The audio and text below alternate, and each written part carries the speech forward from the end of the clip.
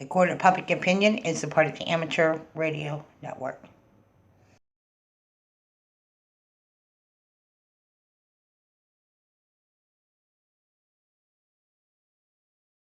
Okay, and thank you. Welcome to the Court of Public Opinion. We got Saving the Constitution, the book that we are going to spend some time getting into. I left off with some of you guys on some topics, why there's a lot of constitutional issues, um, because it's all about who gets power and control. And when we, the people, have their own constitution, it empowers the people. So, I left off with vested right. So, it says now, and the legal definition of right. You read it.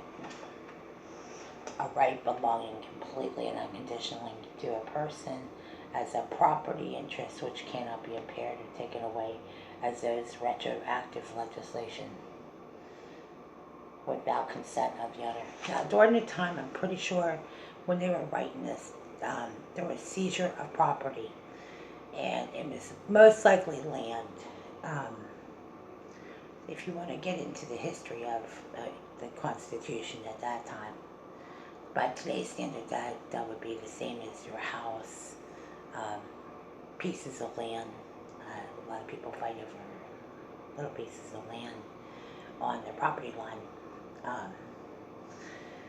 Once the judge makes a determination of where that property line lies, they have to, first of all, the judge has to determine that it's your property, right? So once it's determined it's your property, which you have to have paperwork to show, deeds, registration, when it comes to vehicles. And once you know that, like, say, in this case, the property arguably is yours, it's not a question, your name is on the lease or the deed or the registration. Now it's a matter of what is the actual conflict about. Well, in my case, it's called the Act of 2012. It is the tow and towing storage facility. And I just won my case. And when we get into reading this, I realized that I couldn't have done it without reading that. Like, I really didn't know. I really didn't know the Constitution. And now that I've just flipped through a couple pages, I've already identified the concerns that were going on. It's very empowering to have the Constitution, and that's why I wanted to do a short blog about it. Otherwise, like, same thing with a cell phone. Like, I've had cell phones stolen. I've had things, personal property stolen. Again, it goes back to constitutional. It's an infringement of my constitutional rights. And when somebody takes rights away from you, it becomes a constitutional matter. There actually has to have a constitutional basis. There actually has to have proof. You have to go to court, etc. Same thing with parents. Parents have constitutional rights. Whenever their children are being taken away from them, they have to have probable cause, or they have to have more than just, like, their circumstantial evidence. Now, in the case of what happened with this little boy in Dallas, he was 6 years old. His hands were bound. So common sense law knows that that's violence against a child. That becomes a case of not just child neglect, but endangering the welfare of a minor.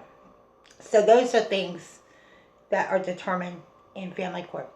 And there are divisions. There's different divisions, so that you guys know. Thank God for divisions in court, because it would be a lot for everybody. But those divisions in court exist, and you want it to exist that way. I left off here. I'm going to just take a break. We will be back with more on saving the Constitution because to me, this matters a lot. Thank you guys for listening.